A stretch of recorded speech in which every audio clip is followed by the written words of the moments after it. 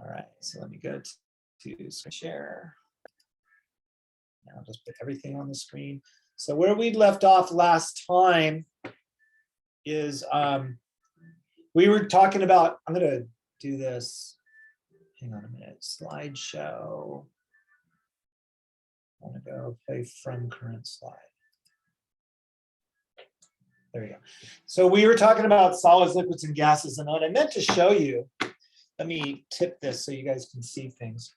So just to remind you, we had talked about this at the end of class last time. So if I have a solid, I know it's probably a little hard to see the three glasses here, but let's do the best we can with it. If I have a solid, so remember a solid has a definite volume and a definite shape, right? And that means if I put this cylinder into this container, it doesn't change its shape and it takes up the same amount of space. And if I went into this container, same thing.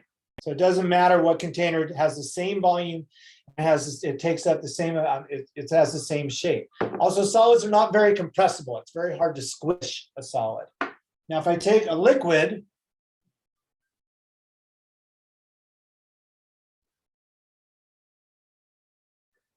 so you can see the liquid,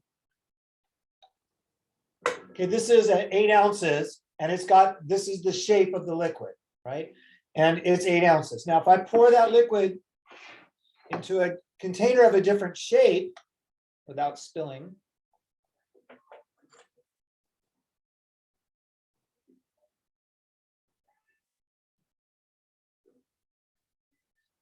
you can see, oh, that'll make the dog happy.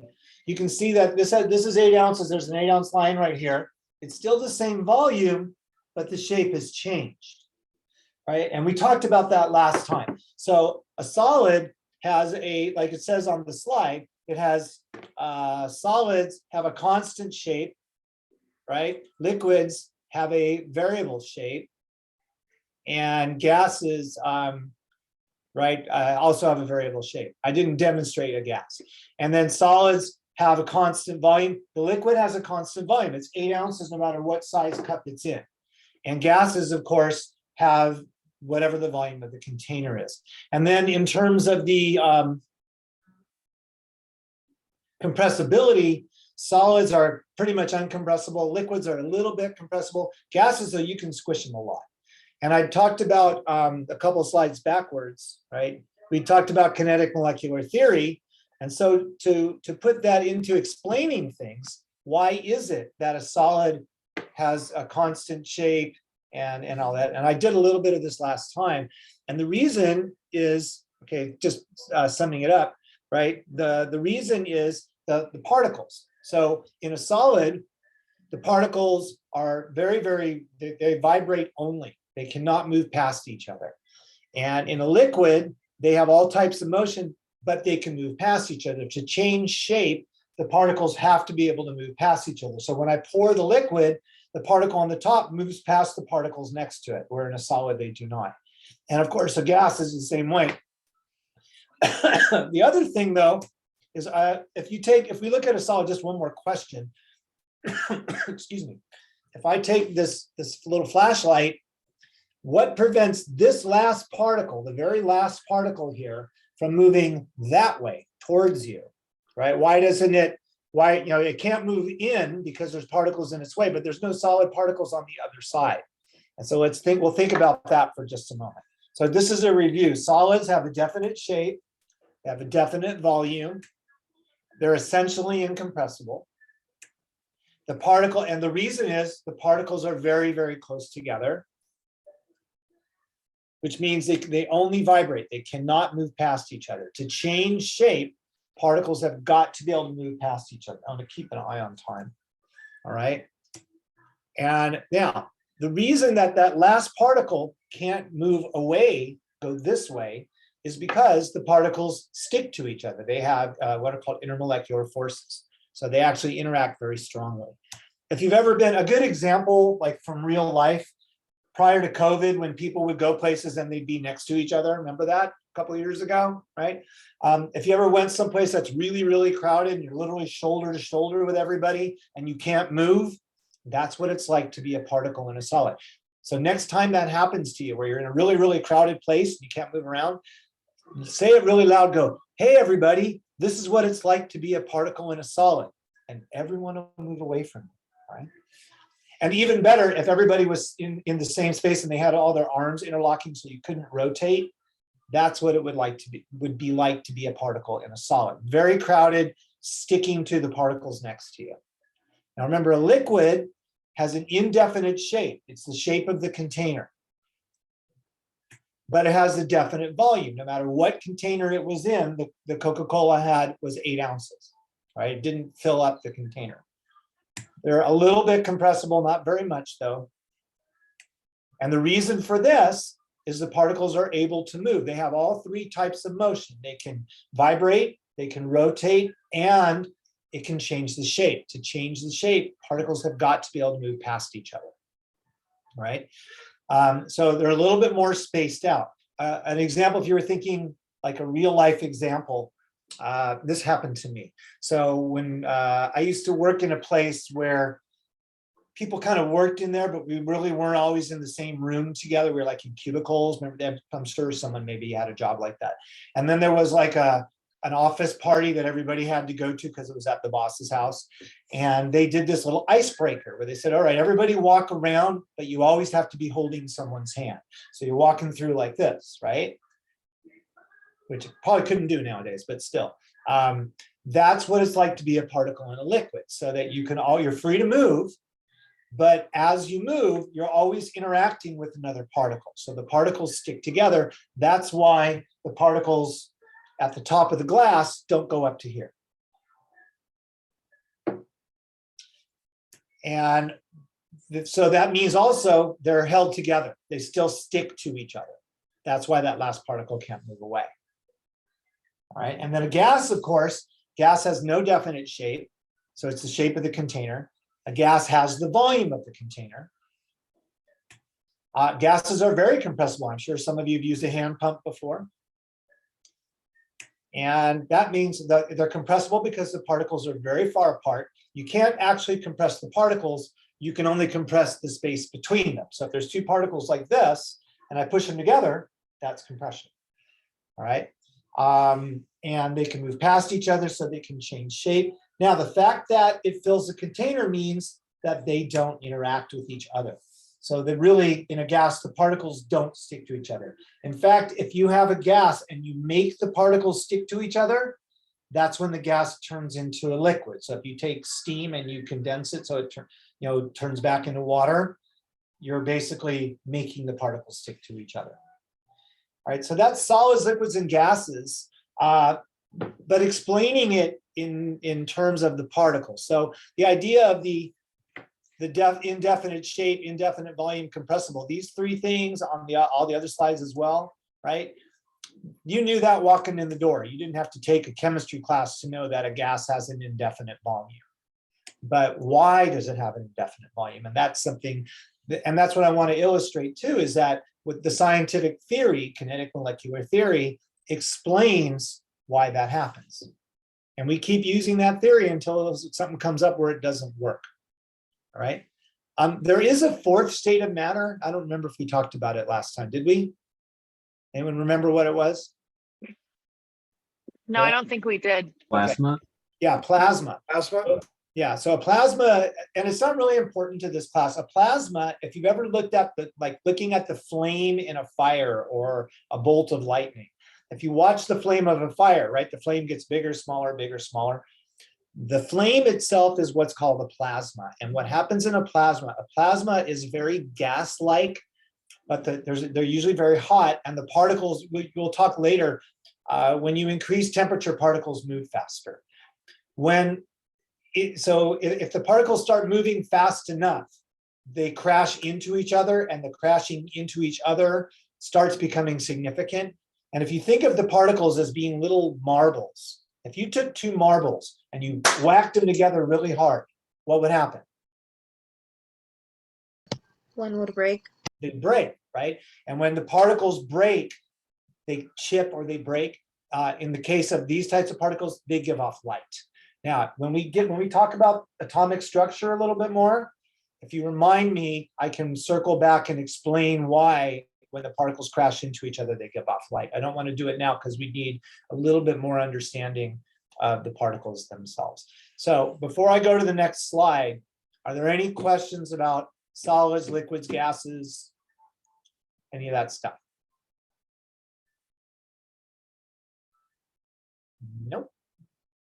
All right. So a lot of definitions early on. And by the way, I think I mentioned, if you watch the slides through Canvas, somehow some of the animations won't work, but if you download them and you watch it actually through PowerPoint, you'll see a little bit more of the stuff, just to let you know. All right. Matter is typically, let me see real quick. I looked through these, but I got to remind myself. Okay. Oops. Matter is typically broken up into two major subclasses. There are pure substances and there are mixtures. All right. And then there's subtypes as well. So I think the next slide talks about what a pure substance is and what a mixture is. So a pure substance is one, basically you can think of it, a pure substance is one thing. All right, so it's a single compound, a single element is one thing, has one set of physical and chemical properties. Properties, another word for properties are characteristics, all right? It has one set of properties. It can be an element or a compound, and it can't be broken down by what's called a physical change that we'll talk about later. A mixture is just two or more things in the same container. And that means they will have, that means there's going to be more than one set of properties. And mixtures can be separated by taking advantage of the differences in those properties. Let me see what the next slide is. Okay. So for example, I'll give you an example of a mixture. Last night, I had spaghetti for dinner. And so when I was making the noodles, in the pot, I had a mixture of water and noodles. And I'm sure many of you have done this, right? How do you separate the mixture of water and noodles? With a strainer? With a strainer, right? And so you pour it through a strainer. And what you're doing is you're taking advantage of the fact that water molecules are smaller than, it's basically a filter. Water molecules are smaller than the holes and noodles are bigger than the holes. So in that case, you're separating it by the size. A mixture could be a mixture of salt and sand. Coca-Cola, right? This is a mixture.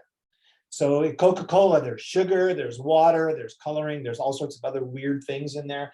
The sugar acts like sugar, the water acts like water. A pure substance is only one thing. Okay, so it has one set of properties. Coca-Cola has the properties of sugar, has the properties of water. If I back up, okay, so this is mixtures and pure substances. Let's look at mixtures.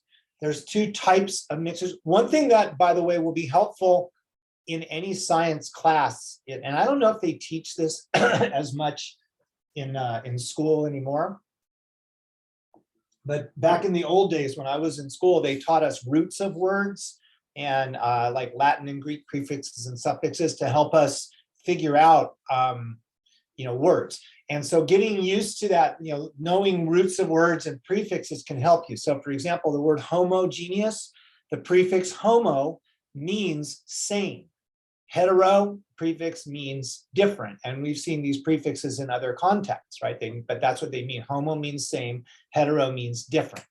So if we look at mixtures, okay, a homogeneous mixture, basically, there's a lot of words here because I pulled some of these slides from somewhere else.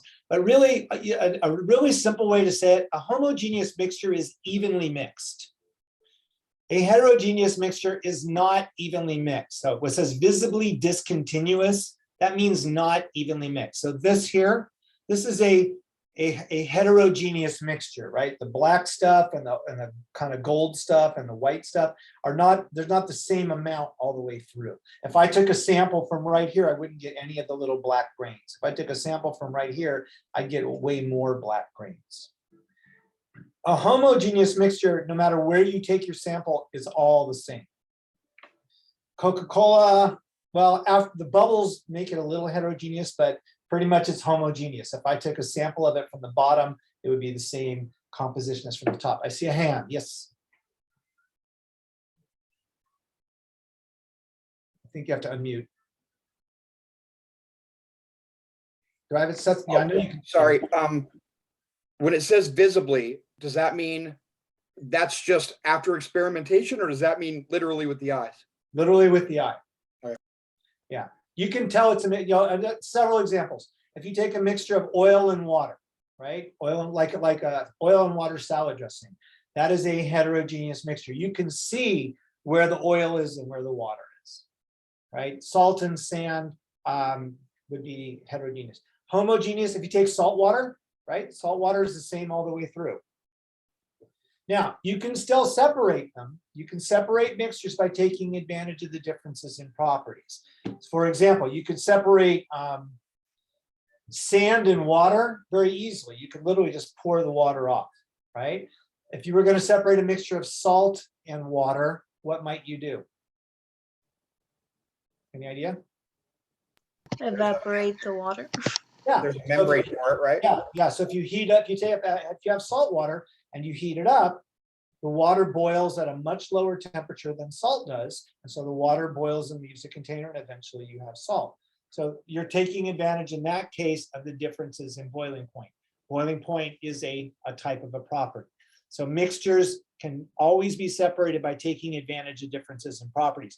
It's not always as easy as you would think, because sometimes, though they're mixtures, the properties can be very similar. For example, sugar and salt. If you had a container full of sugar and salt, first of all, it's hard to tell that it's a mixture because they look the same. They both dissolve in water. It's a little bit trickier to separate. And just in case you're ever like in a trivia thing, sugar will dissolve in alcohol, water will not. I'm sorry. Sugar will dissolve in, salt. What was I going to say? Oh, sugar dissolves in alcohol. Salt does not dissolve in alcohol. That's what that was. Yeah. So you can separate it that way. But again, you just take advantage of the differences in the properties. All right. Now, pure substances are one thing. So again, a mixture, I'm going to back up to this, to this slide. A mixture is more than one thing in the same container. A pure substance is one thing. Now that one thing could either be an element or a compound, but it's still one thing. And elements, I'll do elements first. So an element is a pure substance that cannot be broken down. So they're the building blocks. They're the simplest substances. Okay, the smallest piece is called an atom, and we'll talk about that later. All right, but the smallest piece of an element is called an atom. Now, actually, let me go ahead of this for, I'll do this now. So the elements in your textbook, I don't have it handy here, but in your textbook, also on the Canvas site, I've given you a periodic table. So we're going to spend a lot of time with this. I know I don't remember where I have it in. I think it might be on the next set of slides or maybe shortly after that. When I was a kid, I remember going to like parent night at my elementary school or something like that, and drug my dad along with me. And my dad was an interesting guy. And the first thing he did, we sat down in the room and we're waiting for the assembly to start. And he says, don't look, what time does the clock say? And the clock was wrong in the room. And he was pointing out to me, he said, anytime you walk into a new environment, look around, take stock of the situation and make observations. I thought I still remember that. I was probably like 8 or 9 years old. And so the first time I walked into a chemistry classroom or a laboratory, I saw the periodic table on the wall. And when we get into class, I think 322 has a periodic table on the wall. Oh, let me see. I don't know if I can see the chat. Let me see. Oh, thank you. Page 7, the 10th edition has a periodic table. I appreciate that. Yeah, the book is in my office. I went to my office yesterday. I got to tell you this funny story. Just an aside. I hadn't been I'd gone to my office during the pandemic like once or twice to grab a book. I hadn't actually gone in there to do any work literally since March of 20, because I was on sabbatical last semester. And I wanted to go in there and make sure I could run Zoom from there and all this kind of stuff. And I was almost a foreign environment. I'd forgotten the Wi-Fi password.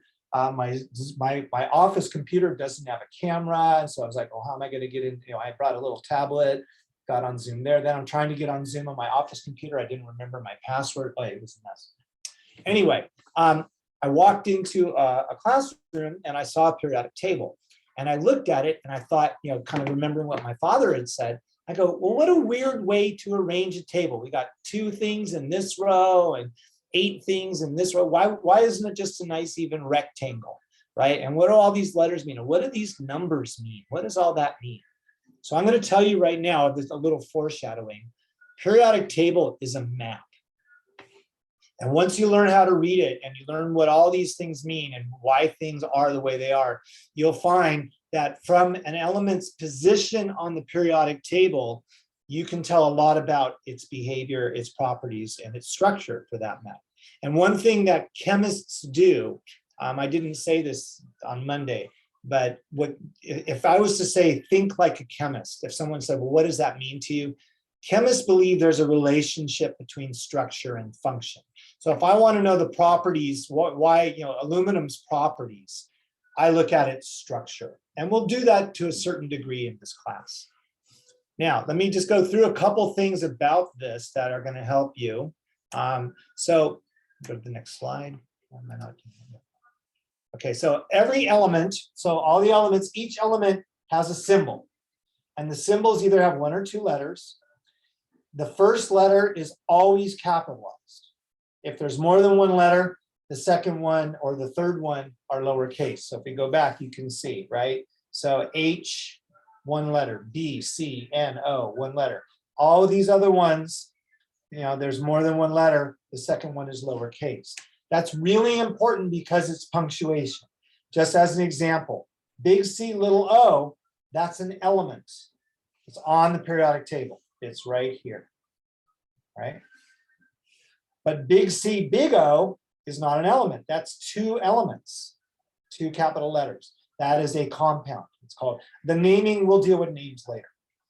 So all the elements are on the periodic table. So when I ask you on an exam, and I think there's questions on the homework, which of these are elements, all you have to do is look at a periodic table. And if it's on the periodic table, it's an element. And if it's not on the periodic table, it's not. So that's a resource. That's this one. But there's one thing that's frustrating about this particular periodic table is it doesn't have the names. But I know the ones I give you, the ones in the book, have the names. All right, I think the one I posted in Canvas has the names. I am not going to ask you guys to memorize any elements, any symbols. I think that's a bit much. Even in my prep chem class, I don't do that. It's one of those things, if you look up the symbol for sodium 15 times, you probably don't have to look it up 16. So anyway, so if someone says, is this an element? You look on the periodic table. If it's there, it's an element. If not, it's not an element. It could either be a compound or a mixture. It just depends. All right. Now, the other type of pure substance is a compound.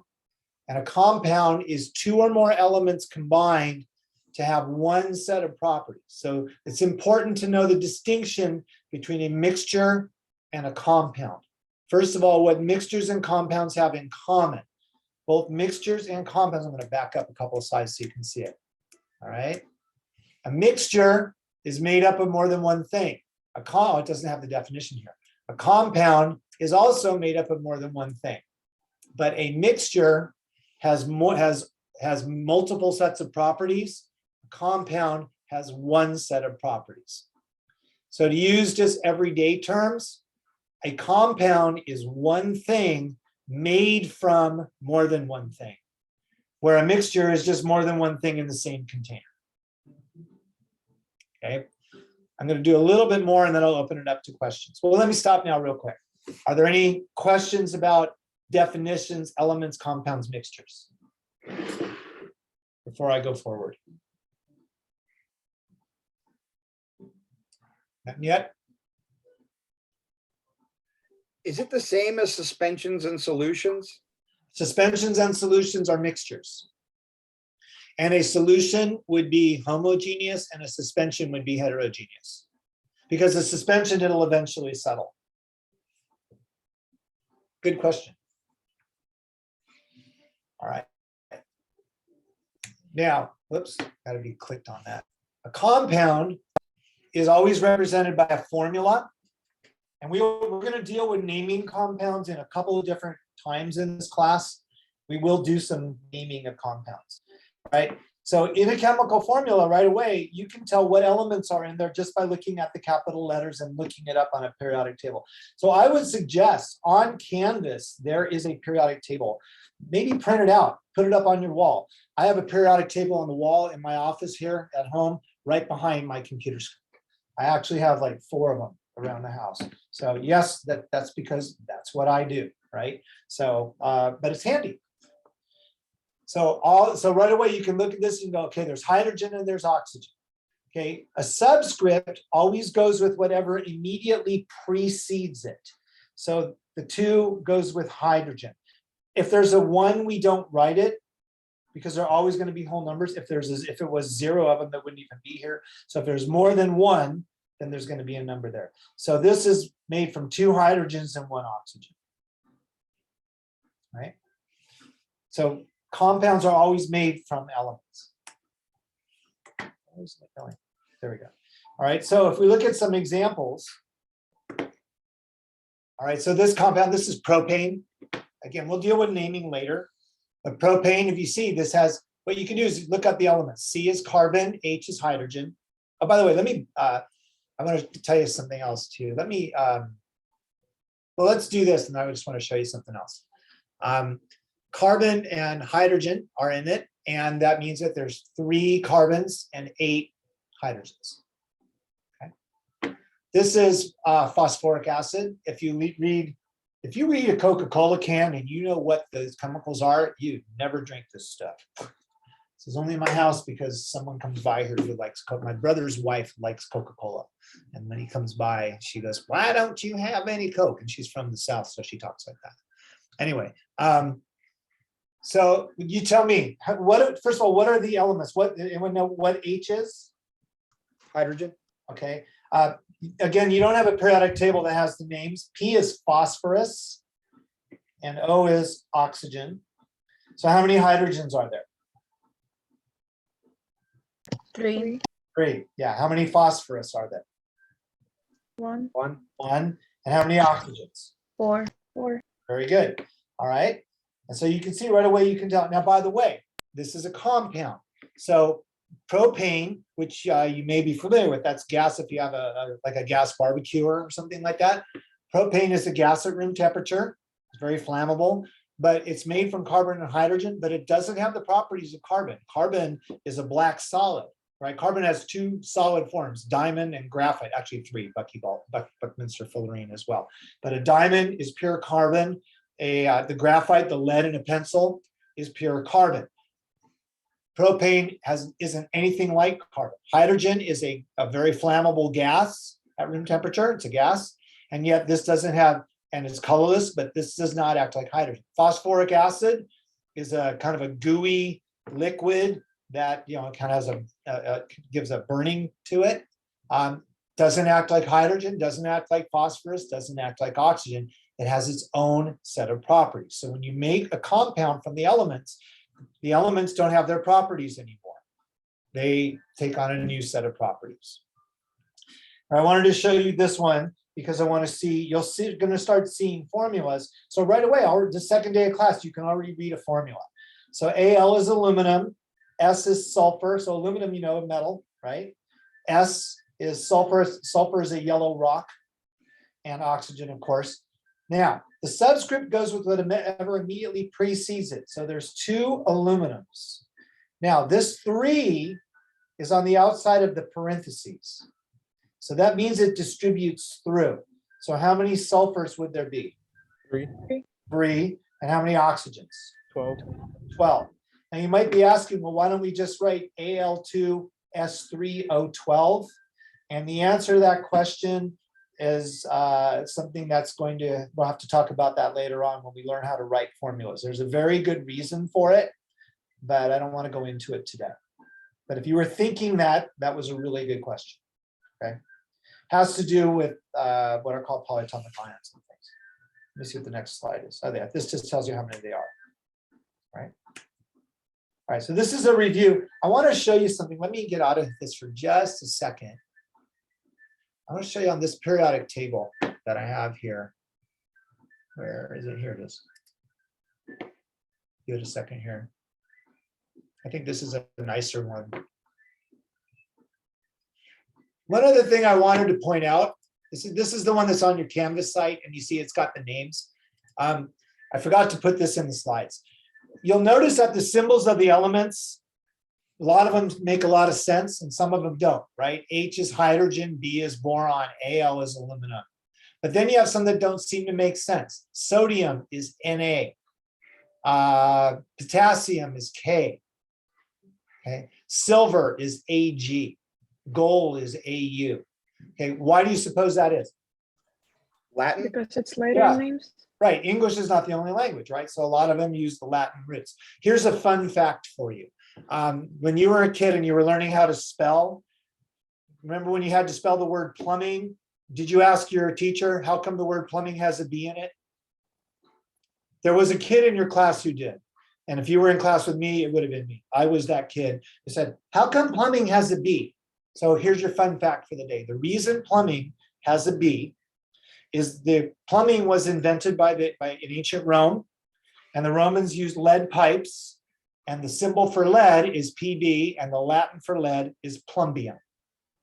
So there's your fun fact. Okay, so you can say, what did you learn in class today? Still in plumbing and construction, they use something called a plumb bob, which No, I they think use the what? used to be made out of lead. Oh, which there is you go. heavy and will point to There's keep another, vertical. there you go, right? And the reason it's got the B, right? Another one, gold is Arium. If you're a James Bond fan, the movie Goldfinger, the bad guy Goldfinger, his first name was Auric, A-U-R-I-C. There's another useless piece of information, but that's the fun stuff you get from coming to class. Let's go back to there. All right. So let me go from this slide. All right, so this is just a summary of what we've gone through. So an element, right? Pure substance can't be separated. Yeah, it can't be broken down. Compound is a pure substance, but it can be broken down into the elements. Okay, mixture, we separate by what's called physical means. Yeah, and basically you're taking advantage of the differences in properties. Compounds, we have to break and form chemical bonds. Also, the smallest piece of an element is called an atom. The smallest piece of a compound, I don't have it on this slide, is called a molecule. And that'll come up later. Let me see what the next slide is real quick. Oh, this is kind of everything, but it's kind of, I think this is a little bit of a messy slide, but we'll do it anyway. So matter, right, solids, liquids, and gases we talked about, and also matter, pure substances, mixtures, and we talked about all of this. So this is a little bit more complicated summary slide. And the next slide is, okay, questions about solids, liquids, gases, elements, compounds, mixtures.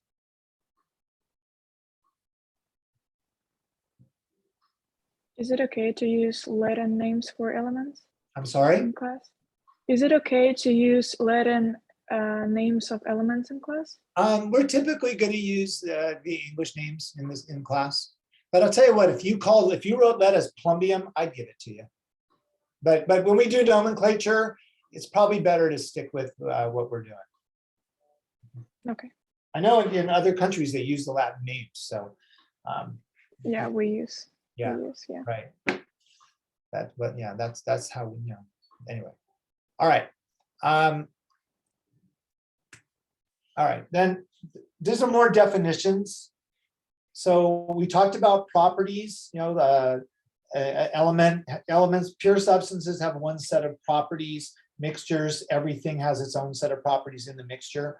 So properties are two different types. There are what are called physical properties, and they're what are called chemical properties. And this slide describes it.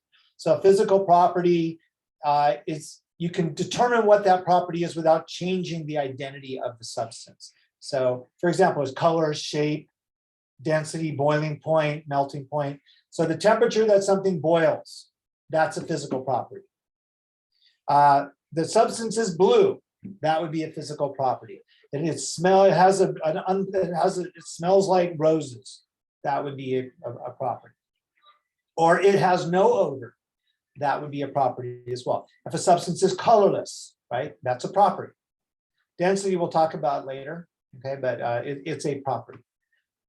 If you were thinking of like people, you know, a human, your physical properties would be your hair color, your eye color, your body type, that kind of thing. All right, that would be your physical property. Chemical properties are behavior with other substances. So it's like its personality. So reactivity with whatever. So does it react with, what does it do when you mix it with water? That would, the answer to that question is a chemical property. Does it do nothing? Does it explode? Does it dissolve? That would be it. You know, pick a substance. What is it? What happens if you mix it with oil? The answer to that question is a chemical property. And if it doesn't do anything, that's the property. Right? And then the last slide of this kind of subunit. These are some examples of properties. So physical properties can be determined without changing what it is. So when you boil water, it's still the same substance. Okay, and chemical properties decide what it does with other substances. That's kind of what I said. These are just some pretty pictures.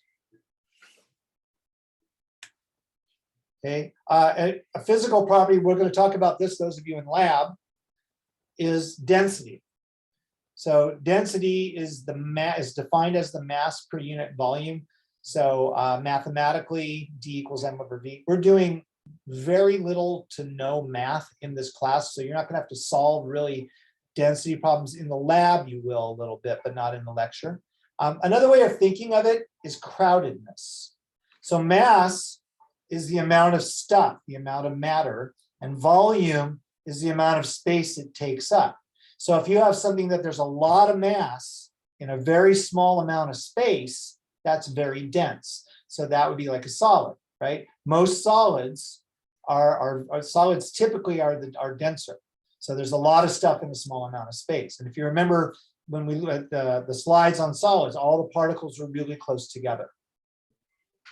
Okay, something that is not very dense or not dense, diffuse is the opposite of dense.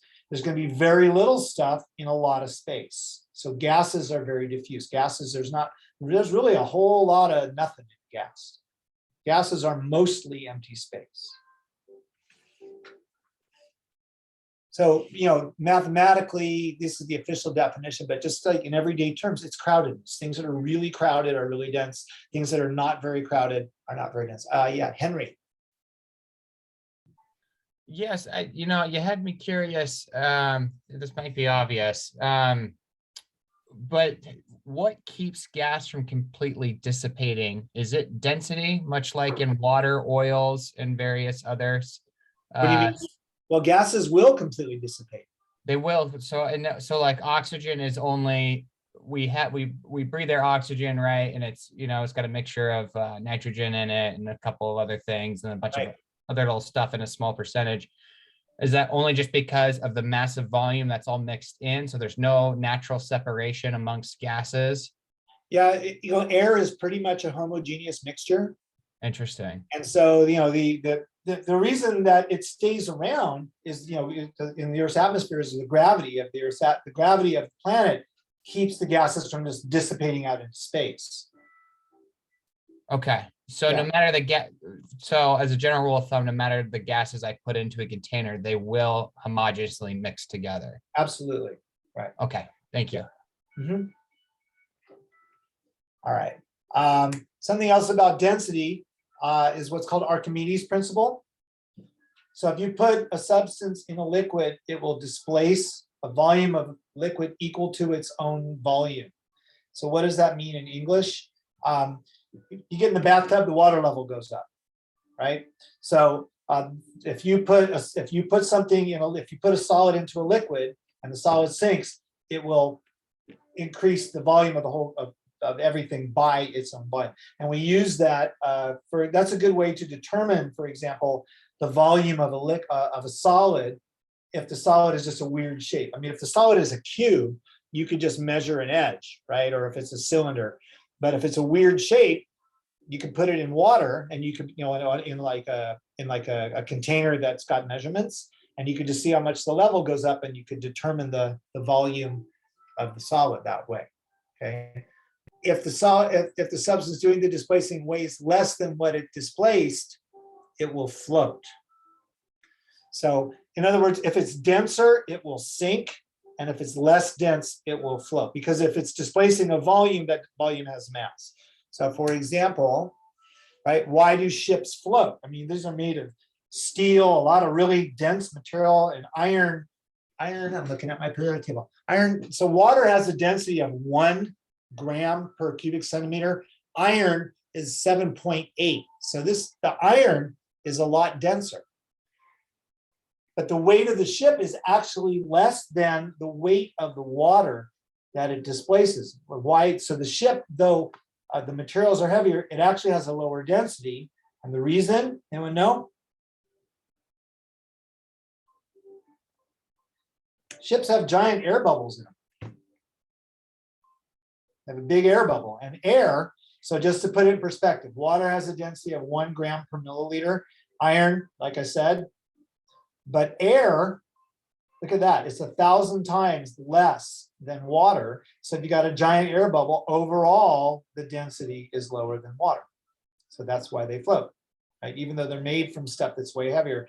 So there's a difference between the weight and the density. So it pushes away water, and the water it pushes away weighs more than the actual ship. So there's some fun facts. And in the lab, not this week, you're not doing an experiment in lab this week, but next week, you're going to do an online experiment, unfortunately, but we do a little bit with density. All right, can I move this thing here? Yes, I can. Okay.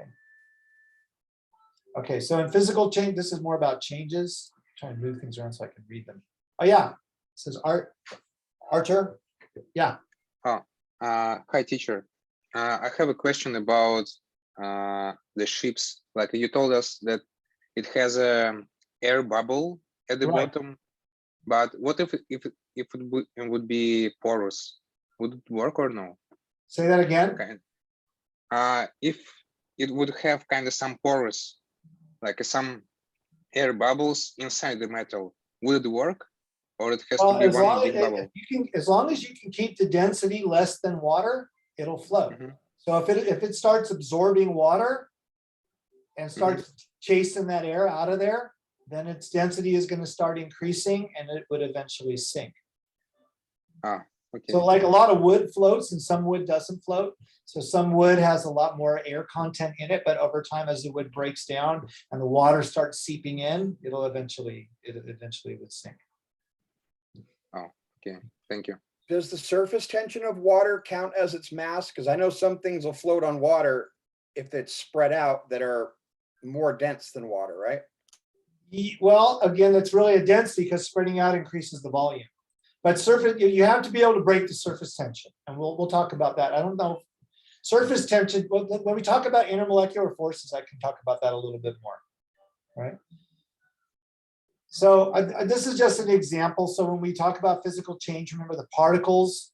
So there's another way of looking at it. In a physical change, we talked about properties. Now it's time to talk about changes. So when matter undergoes changes, there's 2 types of changes as well. There are physical changes and there are chemical changes. So a physical change is a change, but it doesn't change the identity. So that's what it says right here. It might change what it looks like, but it's still the same stuff. So boiling water is a perfect example. Or if you take ice, right? Ice is solid water, but this is a water molecule. Okay, and it's still water. When you heat it up and it becomes a liquid, it's definitely has, it's got some different change, it's different behavior, but it's still water. So it's a physical change. And even when it becomes steam. So if you change it, but you don't change the identity of what it is, then it is a physical change. Okay, dissolving. Now, dissolving is actually an interesting question because it actually depends on what you're dissolving. Sugar dissolving would be a physical change. Salt dissolving would not. So I probably wouldn't ask you if dissolving is a physical or a chemical change. Another way of looking at it, I know I have it a little bit later. So if you take just another example, if you take a piece of wire and you bend it, that's a physical change. If I take a piece of paper, right? I take a piece of paper and I rip it in half. That's a physical change. It's still paper. Okay. As long as I don't change the identity of what it is. Oops. In a chemical change, you make new stuff. All right, so the easiest way to determine, is it a physical change or is it a chemical change? Just ask the question, did I make a new substance? And if the answer is yes, it's a chemical change. If the answer is no, then it's a physical change. Now, how do you tell? Not always easy. You know, sometimes you have to actually do an analysis to see it, but just some hints. If something changes color, probably a chemical change. But again, if I took blue food coloring and I mixed it with red food coloring and it turns purple, right? That's kind of a mixture. So you have to be a little bit careful. But if I had two colorless liquids and I mix them together and it turns blue, probably a chemical change, because you have a new chemical that has a new color. So a change of color. Heat or light given off or absorbed, again, usually, not always, because sometimes mixing can cause heat changes as well. So not always, but these are things that if I see that happen, I'm going to think it's probably a chemical change and I have to explore it. Sound generated like an explosion, definitely changes in taste or smell, right? If you have something that has no odor and then you do something and now it stinks, that means you made something that smells, right? Or a new taste. So again, it's a change in taste. So bottom line, did I make a new substance? If I made a new substance, it's a chemical change. If I did not make a new substance, it's going to be a physical change, right? So burning, if you burn something, you're making a new substance. Burning is reacting with oxygen. So if I take a piece of iron and I let it rust, that's completely new substance. It doesn't have the properties. Rust, for example, you can pick up a piece of iron with a magnet. You cannot pick up rust with a magnet. Right? You know, cooking an egg. Cooking's kind of complicated. And an egg is a mixture. There's a lot of stuff in an egg. There's water, there's carbohydrate, there's protein, right? A little bit of fat in there as well. And when you heat it up, when you cook it like that, it undergoes chemical changes. Right? Now, a lot of people will say reversibility. Can I reverse it? That's really not a good indication, because you can reverse some. There's a lot of chemical changes that are reversible. We'll talk about it a little bit, I think, later on in the class, maybe. I don't remember. And there's physical changes that are not. I can't untear that piece of paper, right? So reversibility is not necessarily a good way to tell. All right. I talked about this the other day. All right. So any question before I do this? This is a kind of a review in the slide. Any questions about physical and chemical changes or physical and chemical properties?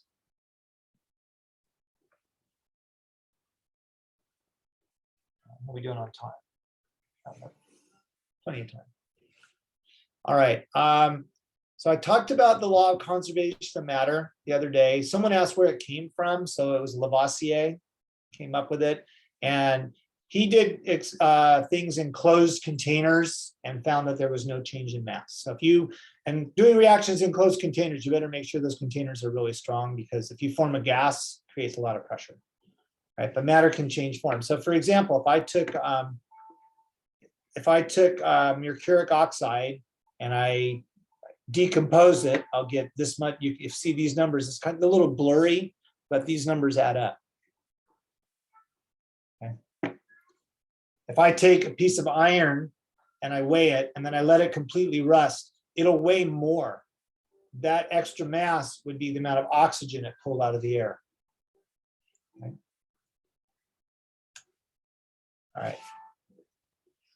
So like we said, in a chemical change, new substances are formed. Where do those new substances come from? Well, they came from the old substances. So the total amount of particles doesn't change, they just get rearranged. And I think the next slide is a nice picture of it. Yeah. So if I if you take hydrogen, you burn it, you form water. All right. So if I take hydrogen, so here's hydrogen. Hydrogen is actually H2, and this is oxygen. And I do this reaction. You see that there's still 1, 2, 3, 4 hydrogens over here. 1, 2, 3, 4, and there's still 2 oxygens like that. Yeah, I see a hand. Yeah. Is nuclear fission an example of a physical change? Nuclear fission is actually a nuclear change. So that's a little bit different because of exactly what's going on. And we're going to talk about that, and we're going to do a whole unit on that. I see Dominic. Is that what it says? Yeah. Just to clarify, so like if you were to do a reaction or any change, the amount of how many what is it called, elements there are would still stay in the compound. It just like, it can be changed, but it just can't be removed or added onto, right? The number of atoms are going to stay the same in a chemical change. They're just rearranged Okay, thank you. because of the law of conservation of matter. Thank you. Yeah. Now, what we do is we represent this in what's called a chemical equation. This really shouldn't be an equal sign. It should be an arrow. You see how there's 2 H's. This is H2. And we talked about H. The 2 means there's 2. And then there's 2 of them. So each of these is an H2. This is an H2. And there's 2 H2s. This is an O2, 2 oxygens in the molecule. And then it makes 2 H2Os. But you see, the same number of hydrogens on each side, the same number of oxygens. Okay, so I think this is the last slide. So this set of slides, the takeaway from this set of slides is you should understand the particulate nature of matter. All matter is made of particles. Particles are in constant motion. You should be able to describe the phases of matter, not only in terms of compressibility, shape, and volume, constant shape and that kind of thing, but also in terms of what the particles are doing, right? So in a liquid, the particles can move past each other, but they still interact. In a gas, the particles can move past each other, but they don't interact. In a solid, the particles only vibrate and they interact strongly, right? And then, of course, compressibility and all that. And then knowing the types of matter, so solids, liquids, solids, liquids, gases, elements, compounds, mixtures, and then within mixtures, heterogeneous and homogeneous, and within pure substances, elements and compounds. And then understanding the law of conservation of matter. All right, I think that is that. Yeah, that's the last slide on this set. I'm going to go to the next set, but I want to make sure that I've answered any. This is a good time to stop for questions. And at this point, you should be able to do homework 1. All right. So homework 1 should be definitely doable for you at this point. It's not due until Wednesday. I'm going to pull up my periodic table here because I'm going to need it.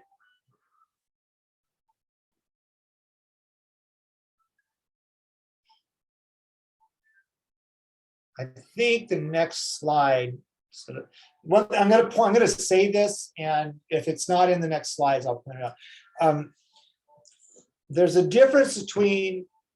Oh no, it's in here. I'll talk about it when it comes up. I don't want to get ahead of myself. I'm just going to keep this handy for reference. All right, we have about a little bit more than half an hour, so I'm going to go ahead and start. Like I said, I like to just keep going so that if I need to slow down, we can slow down. All right, so I'm going to start going through the atomic structure slides. I got to find where I put them. I put them down here. Here they are. All right. All right, so let's go ahead and start these. You can really tell if I made slides from scratch or if I stole them from somebody else. All right, so this is an overview of atomic structure, and obviously this is Chem 111, so we're not going to go into quantum theory, but we'll get into this stuff to the level that we need to understand what we need to understand. All right, so this is atomic structure all the way to chemical bonds. So we're going to start with atomic structure and go through chemical bonds. All right, so a good place to start is what's called Dalton's atomic theory. And this is in the 1800s when he came up with this. So actually probably more a hypothesis, but some of this stuff was tested later. So it's kind of evolved into a theory. There's a couple parts of this that are actually incorrect, and we'll get to that. All right. But it's a good starting point for discussion. It's nice to see as well as we go through the class, especially on just again, the idea is we're going to do chemistry and then we'll start applying it to kind of see how some of the thinking has evolved over time. All right, so the first thing, let me see, I just kind of real quick look at the slides. Okay. The first thing is, this is what I looked through these before, but I got to remind myself. All right, all matter is made from indivisible atoms. So here's a word that if you grew up here, right, that we say this in the Pledge of Allegiance, which I always find interesting. What does that word mean, indivisible?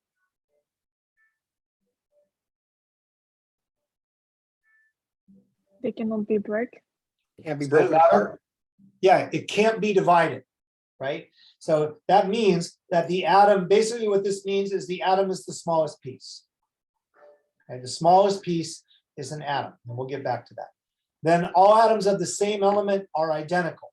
So that means all gold atoms are the same. All lead atoms are the same.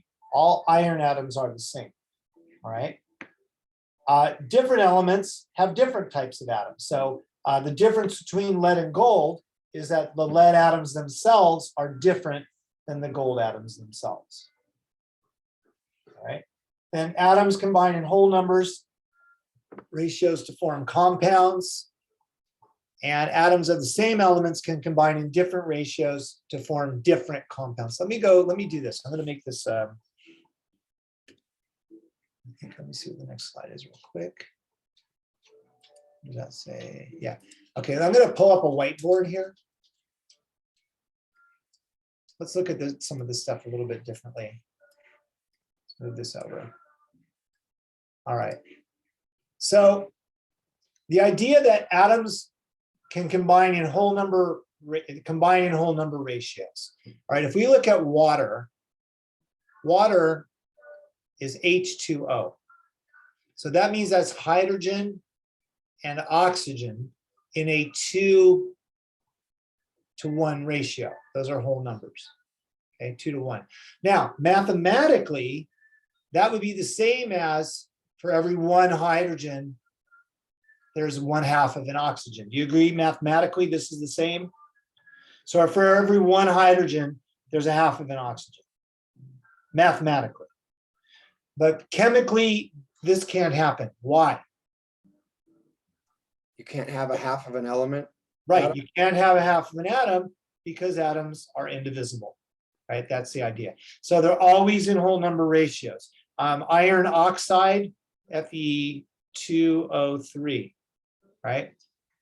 So that's all that means, that the ratios have to be whole numbers because there's no such thing as a fraction of an atom, right? I mean, you could say this is iron, it's a 1 to 1.5 ratio. But again, there's no such thing as 1.5 oxygens. Right, now, this other one says atoms of the same elements can combine in different ratios to form different compounds. So let me just give you another, whoops, make that smaller. All right, so let's look at another example here. So this is, let me erase this. Let's erase this. All right, so this is water, right? And we know water, you know, all sorts of stuff about water. Water is a clear, colorless liquid at room temperature. It boils at 100. You don't have to remember this. I'm just giving you some. These are some properties. Melting point, 0 degrees C, right? Water is abundant. Water is necessary for life. Just for fun, is water reactive? What do you think? Is water a reactive compound? Yes. Oh yeah, water is actually quite reactive. Why does your body need water? One of the reasons is a lot of the reactions that your body does require water. Reactive doesn't necessarily mean it's going to catch fire. It just means it reacts with things. Water is it's actually a pretty reactive compound. There's some things that water does catch, that you put in water and they will catch fire. So some things react violently. The reactions your body does, they're not violent reactions, but you need it to break. You need water to break down protein. You need water to break down carbohydrate, and they're actual chemical reactions. Water is actually involved. All right. So now another compound, H2O2, right? This is hydrogen and oxygen in a 2-to-2 or a 1-to-1 ratio. All right. Does anybody know what this compound is? Just off the top, I don't expect you to, but usually someone knows. But anyone know what that is?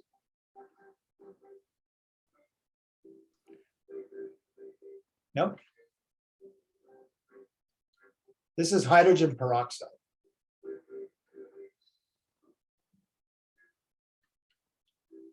Now, hydrogen peroxide is a clear colorless liquid. I don't know its boiling point, its melting point, but what do you use hydrogen peroxide for?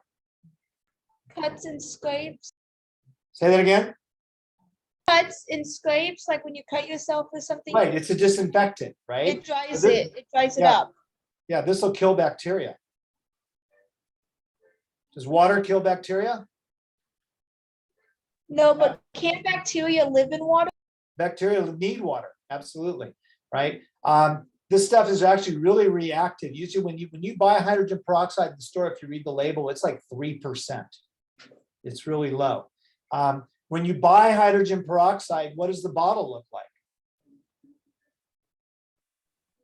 It's a plastic bottle. It's a plastic bottle, and is it colorless? Brown. It's a brown bottle. The reason, this stuff reacts with light and breaks down. Now, and again, I don't care if you remember the properties. My point is that here you have the same elements, right? Put together in different ratios, and you have very, very different compounds. Very different compounds. Another example, maybe even more familiar with, whoops. Carbon dioxide, right? You exhale carbon dioxide. Carbon dioxide is not toxic, but if you were in a room of only carbon dioxide, it would be bad, but that's only because you wouldn't, it's not because of what it does, it's because of what you're not getting. You basically smother. Carbon monoxide, right? This is a 1-to-2. This is a 1-to-1. Carbon monoxide, people die from carbon monoxide poisoning every year. Again, same elements, different ratios, very different compounds. Just give you one more example. There's a whole class of compounds called CH2O, carbohydrates, right? So if you take C6H12O6, that's sugar, it's glucose, and that tastes very sweet. If you make these numbers like, I don't know, 100, and like that, you just change it so you have a huge amount, it becomes cotton, like a cell wall. So again, same elements combined in different ratios, very, very different compounds. That's all that this means. You put the same stuff together differently and you get different stuff. Right? So questions about, yeah, go ahead. Professor, is it possible to break down kind of cotton by chemical and make sugar? Or Yes. Oh, yeah, okay. You can. All cell walls in nature are made from carbohydrate. So cellulose is plant cell walls.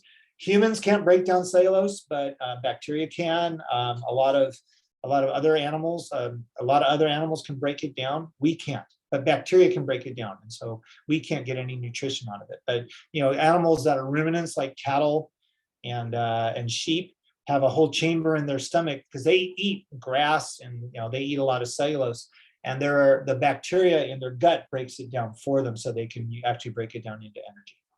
And you could certainly do it. You could certainly do it with some acid and some water, but that's a different process. But if you eat cotton, it's going to go right through you. Are bacteria breaking down these compounds like in chemical way? Yeah, absolutely. Yeah, it's actually called fermentation, but fermentation is a chemical process. It's a type of a chemical reaction. Let's go back to here. All right, I'm just going to keep plugging away for the next 10 or 15 minutes. right? Until we're running out of time. All right, so now atoms, turns out, atoms contain subatomic particles. So if we go back a slide, whoops, go back to here. See how it says matter is made of indivisible atoms? And now I just said atoms can be divided. I want to see, I don't have it on this next slide. All right, so I'm going to get back to that in just a minute. Right, so there are actually a lot more subatomic particles. If you read high energy physics, or if you watch Big Bang Theory and you see, you hear Sheldon and all those guys. You want to know how nerdy my colleagues and I are? We are so nerdy that sometimes after watching Big Bang Theory, we'll pause it and look at the whiteboard and check the math. Do you find that it's accurate? Because I heard that they have professionals work on that to make it. Yeah, I'm a biochemist more by trade. So my colleague who's a physical chemist has actually done it. She goes, yeah, it's usually right. So but who the hell does that, right? Same with the Simpsons, right? Huh? Yeah. All right. So these are the subatomic particles that we deal with. So there's also quarks and neutrinos and all sorts of other stuff. Very interesting stuff. Doesn't really apply to chemistry. In chemistry, we kind of stop here. You keep going down lower, now you're getting really into physics and even origin of the universe theory. So the parts we have for chemistry are protons. Proton, so again, knowing prefixes, pro like positive. So they have a charge of +1. They have a relative mass of 1. It's like 1 mass unit. And they actually give the atom its identity, right? We'll talk about the arrangement of the parts later on. Neutrons, so new like neutral. Okay, they have a mass of 1, so they have the same mass as a proton. They're actually a little bit heavier, but it's like in the 3rd decimal place. For the purposes of this class, they have the same mass. Okay, they have a charge of 0. That's why they're neutral. Like the joke, right? A neutron walks into a bar, orders a drink, and then gets the drink, and the neutron says to the bartender, "What do I owe you?" And the bartender says, "For you, no charge." There you go. You didn't know you were going to get all this funny stuff, did you? I am so gonna use that later because my There you- significant other is a biochemist. He Oh, there you graduated. go. Yes, but he does like way different things. But he graduated with a molecular degree too. So we got a little bit of everything over here. But that's a funny joke. I like it. Yeah, you probably heard the joke, but that's okay. All right, and then an electron is negatively charged. They have the relative mass. It's actually, what I like to say is it's negligible, meaning it's so small it doesn't matter. You can use 0, but technically I do want you to realize electrons do have mass. It's just very small. The word that we use, let me erase this. It's literally like 1/2000th the mass of a proton. But just to put it in perspective, the word negligible, really electrons have a negligible mass.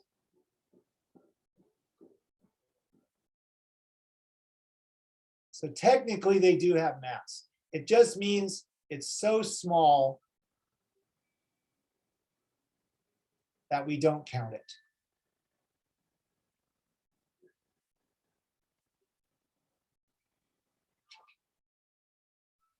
Just to give you an example, I'm sure you've done this. You go to a place like 7-Eleven and you buy something that costs $19.99, and you give them a $20 bill and you don't wait for the penny change. So technically you lost money on that transaction, but do you really care? No, because it's 1/2000, right? Or another example I've given years and years ago, I was at a big 4th of July picnic with a bunch of families. And at the end of the day, we're going to take the cooler back to the car. We had a whole bunch of kids running around. So we had a big cooler full of stuff, full of refreshing beverages for people of varying ages. And as we're going back to the car, I'm picking up the cooler, and this one lady in our group goes, "Oh, wait just a minute." I go, "Oh, she's going to help me." And she opens up the cooler and takes out a soda. Now, was the cooler lighter? Absolutely. Do you think I thanked her? Oh, no, quite different. So that's what I mean by a negligible mass. So electrons do have mass, but it's so small, it may as well be 0. And then now an atom is neutral. So that means that the number of protons will be the same as the number of electrons. So if an atom has 5 protons, it's got 5 electrons. Now, before I go, I'm only going to do a couple more. We have 10 minutes. One thing I want to talk about here that I brought up before, because it's actually still true. Now, I said Dalton said atoms are indivisible, and obviously that's not quite true. But an atom is the smallest piece. Move this over.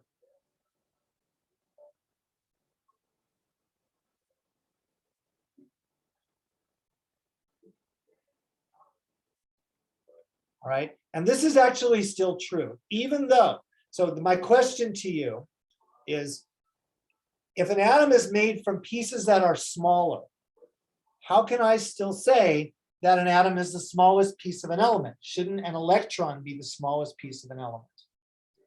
Does anyone happens to know why? There is no use of them if they're separate. You can't have one without the other, right? Kind of like that, but I'm going to clarify. I'll help you guys out. Maybe atom holds the electrons and protons somehow by mass. Say that again. Maybe atom hold neutrons and electrons and protons by Right. mass. Yeah, but the bottom line is this, is that once you get down to protons, neutrons, and electrons, it's no longer that element. So the smallest piece of an element that is still that element is an atom. The smallest piece of gold that is a gold atom. An electron from gold is not gold. A neutron from gold is not gold. A proton from gold is not gold. If I took all the electrons out of gold and I held them in my hand, and I took all the electrons out of, say, lead, and I held them in my hand, and then I switched them, it wouldn't make any, or if I mixed them together, you couldn't tell which was which. All electrons are the same. So as soon as I take the electron, it's an electron, it's no longer the element. So an atom is truly the smallest piece of an element. If you wanted to make it a little clearer, smallest piece of an element that still has the properties of the element.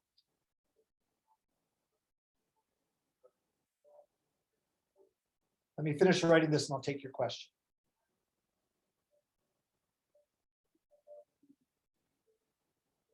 I got too many things up and my computer's slowing down. That's all right. Go ahead. I see your hand. I know this is probably unrelated, but it does not body have ton of atoms? Our bodies? Or is that just yeah. around us? Say that again. Or is that just around us a ton of atoms? Or does our body have atoms? Yeah. Now there's even a very small amount of stuff, there's a lot of atoms. Just to give you, since you asked the question, if I had 12 grams of carbon, which isn't very much, whoops, that's supposed to be an N. 12 grams of carbon is this many carbon atoms. We're not going to deal with this number in this class.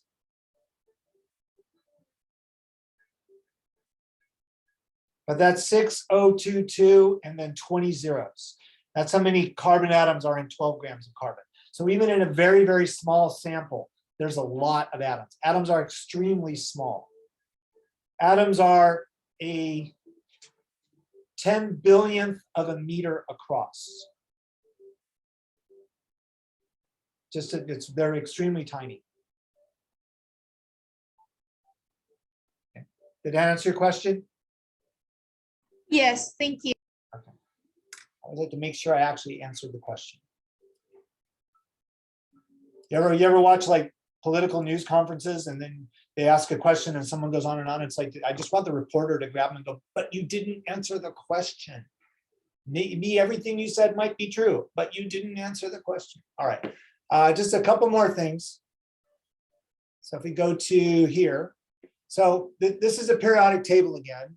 So where we get information is, of course, the periodic table. If you're bored, if you go to this website, webelements.com, it has a periodic table that's alive, and if you click on any element, it'll give you a huge amount of information about that element. Just, fun facts like where it's found in nature, what it's used for, how big it is, and like in picometers or something like that. Common compounds it's found in. It'll give it structure, which, from this class that won't mean a lot to you, but it's, there's all sorts of cool stuff.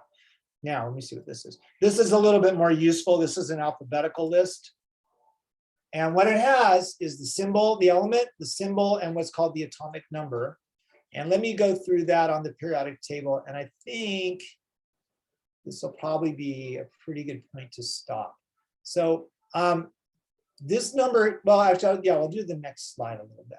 All right. The atomic number is actually the number of protons. Keely, is your hand, do you have another question, or is your hand just still up? Okay, I just want to make sure I don't miss something. All right, so these numbers on a periodic table in the upper left-hand corner on this one, and they're different publishers put them in different places. This is the atomic number. The atomic number is the number of protons.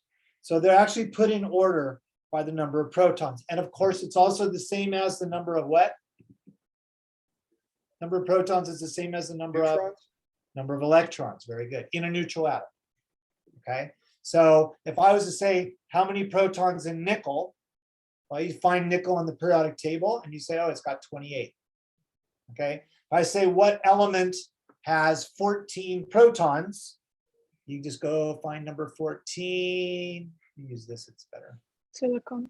Yeah, it's Si, which is silicon. If you were going to use the element that has 30 protons in the room in which you cook, you would call it what room do you cook in? Your kitchen. And what element has 30 protons? Zinc. Zinc. So if you were you, it would be the kitchen zinc. Not even a moan on that one. Okay, that's fair. Nope. Nope. All right. So anyway, you can tell how many electrons, how many protons just from the periodic table. See what I mean by it's a map? Oh, look at that. How many protons in silvers? 47. Okay, pretty cool. All right, there is a notation. This will be the last slide for today. This is what's called isotopic notation. It's not necessarily used on a periodic table, but it is, and I'll start here on Monday as well. But in this notation, and we'll use this notation when we get to nuclear chemistry. And if you want to look ahead in the schedule when that's going to be, that's down the road a piece. That's going to be it's not going to be soon, but we will do it. So if X is the symbol of the element, in this notation, this number, it's called the Z number, is the number of protons. It's the atomic number. We typically don't even write it because if you know the symbol, you know the number of protons. Okay. The number up here in the upper left-hand corner is called the mass number. It's related to the atomic mass. So again, if we go back here,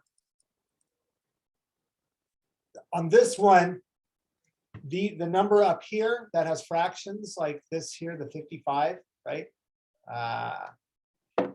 That 55.845 for iron, that's the atomic mass. 65.38 for zinc is the atomic mass. It's related to the mass number, but it's not the same. And I'll get to why that is next week. All right. So you can, the next slide has some examples to play with on this, but I don't want to do that today. I want to start here again on Monday. So I'm going to stop here. Also, even though lab starts at 2:20, I'm going to turn off Zoom and then turn it back on because remember I'm taking roll, so I know I know if someone's never attended, I could drop them. And I think I mentioned if you're using a name that's different than the name I have on the roster, if you're using a different name on Zoom, please just send me a little note so I give you credit for being. I don't want to go, oh, this person's never been here and you've actually been there, and I drop you accidentally. Because the only time I drop people is if they haven't attended the first couple weeks. Henry, I see your hand. Does it matter if we click Zoom through the Chem 111 link or the Chem 111L link? Will we still end up in this same in your? It's the same Zoom room. It's the same Zoom room. Yeah, but I'm going to close it in between just so I can get that bookkeeping. And plus, it'll stop the record. I'm going to turn off the screen share. I'm going to turn off the recording.